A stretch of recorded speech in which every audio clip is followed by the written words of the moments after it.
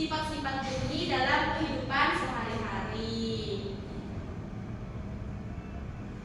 Ibu ada pertanyaan, pernahkah kalian berbicara di ruangan kosong dan suara kalian itu terdengar kembali? Nah, menurut kalian itu kenapa hal itu bisa terjadi? Menggema, saya bunga. Ruangannya mantu suaranya Iya, betul. Tadi ibu ada orientasi masalah. Jadi pada suatu hari aula sekolah dikosongkan untuk persiapan acara. Ruangan menjadi sangat luas dan tidak ada karpet atau tirai.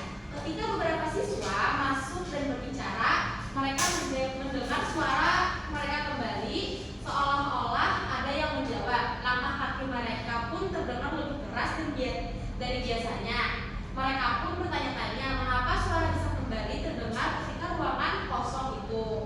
Menurut kalian, mengapa suara siswa terdengar kembali ketika mereka berbicara di aula yang kosong? ada serapan suara yang berbeda. Sebelum kita masuk ke materi, ada yang tahu nggak materi sebelumnya kita tentang apa? Betul, masih ada yang ingat ya? Ibu balikan ke aja dulu ya. Sebelum masuk ke materi, ibu mau membagikan bahan bacaan.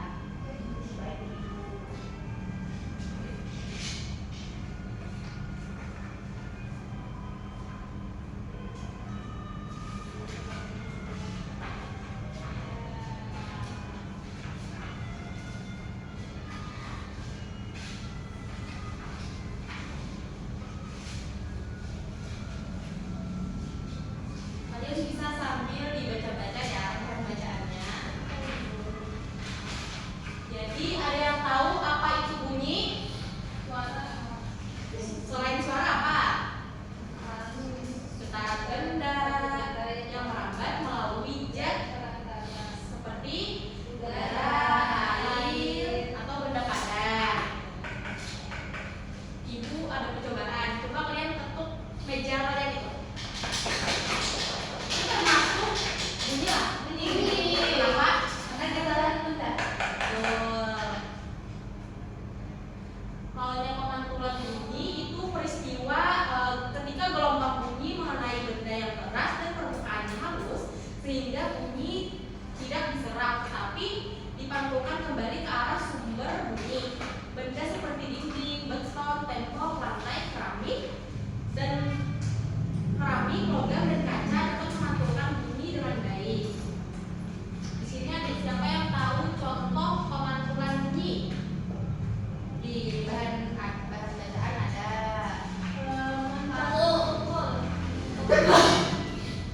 iya.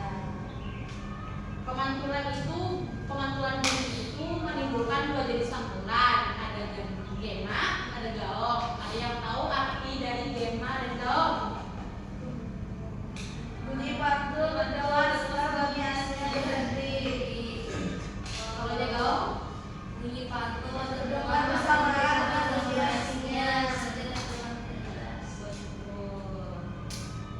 Di sini ada peredaman bunyi. Nah, peredaman bunyi itu adalah peristiwa ketika bunyi diserap oleh benda-benda tertentu, terutama yang bersifat lunak dan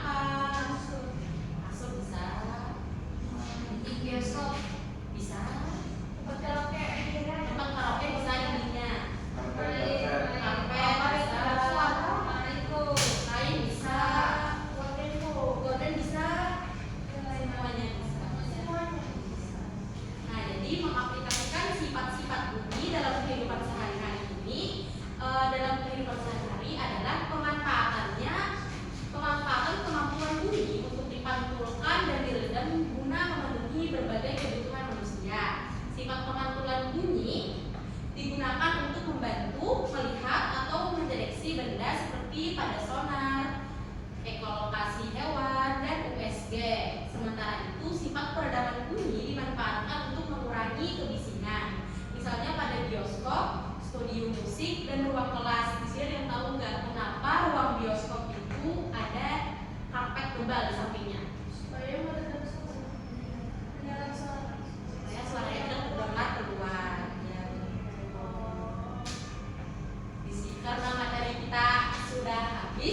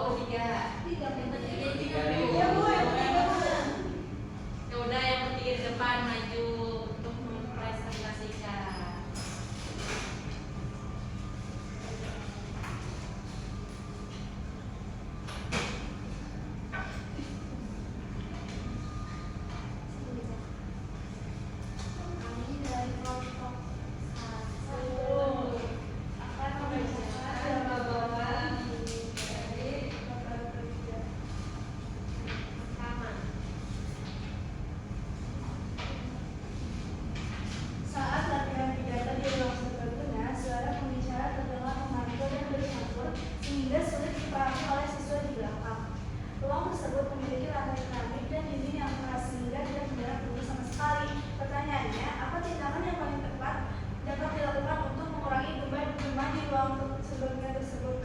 Jelaskan mengapa cara tersebut efektif berdasarkan sifat bunyi. Caranya yaitu dengan menaruh benda yang bisa menyerap suara, misalnya seperti karpet yang tebal, gorden, dan dinding seperti busa. Alasannya ya karena benda tersebut menurut sifat bunyi dapat meredam suara. Nomor 2. Sekolah membuat studio podcast sederhana di sebuah ruangan kecil. Namun saat rekaman, suara motor dari jalan dan suara angin masih terdengar masuk. Ketika dicek, dinding ruangan hanya dilapisi cat dan tidak memiliki peredam bunyi. Pertanyaan, solusi apa yang sebaiknya dilakukan agar suara dari luar tidak masuk ke studio podcast? Jelaskan cara kerja bahan penyerap bunyi dengan menggunakan yang meredam suara seperti karpet. Tuh, yang ketiga. Nomor 3. Setiap pagi kelas biologi sering diganggu suara siswa yang lain mendaring berbicara di luar pembatas kelas. Meskipun pintu sudah ditutup, suara tetap terdengar jelas. Tadi di kelas terbuat dari papan tipis dan jendela mendapat dunia bunyi. Pertanyaannya, menurut kalian apa solusi paling efektif yang dapat dilakukan sekolah untuk mengurangi suara dan mendorong agar tidak masuk ke kelas? Jadi, solusi dari kami yaitu sekolah bisa melakukan perubahan pada dinding, misalnya menggunakan gorden atau tirai, atau juga bisa mengganti dinding tersebut dengan tembok yang lebih tebal. Betul. Silakan dulu kembali ke tempat. Tuh. Berikan tepuk tangan dulu kepada teman-teman kita yang berada di depan. Tadi Ibu mau membagikan soal evaluasi. Jangan secara mandiri. Bagi ya. Jangan meneliti ya.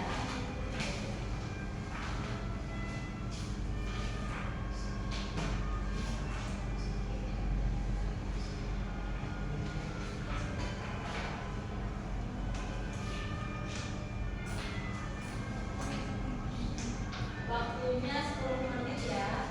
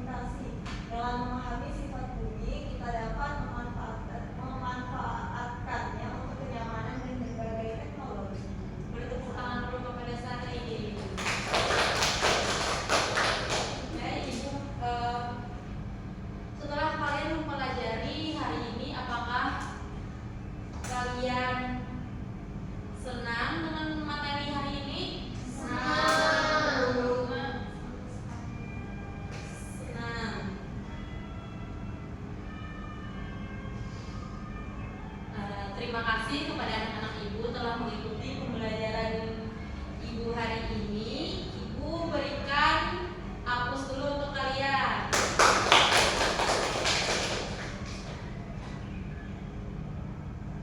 Karena ini materi terakhir di kelas 5 di bab 8, jadi untuk minggu depan kita tidak ada pertemuan, tapi untuk minggu depannya lagi kita akan melaksanakan ujian. Jadi untuk anak-anak ibu belajar mulai dari bab 1 sampai bab 8 tentang materi ini. Kita akan ujian di minggu depannya lagi.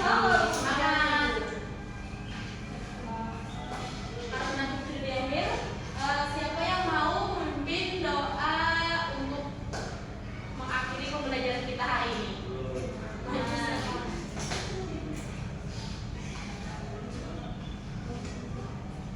Sebelum akhir pembelajaran hari ini kita berdoa bersama-sama. Bismillahirrahmanirrahim. Allahumma arinal haqqa haqqa warzuqna ittiba'ah wa arinal batila batila warzuqna ijtinaba.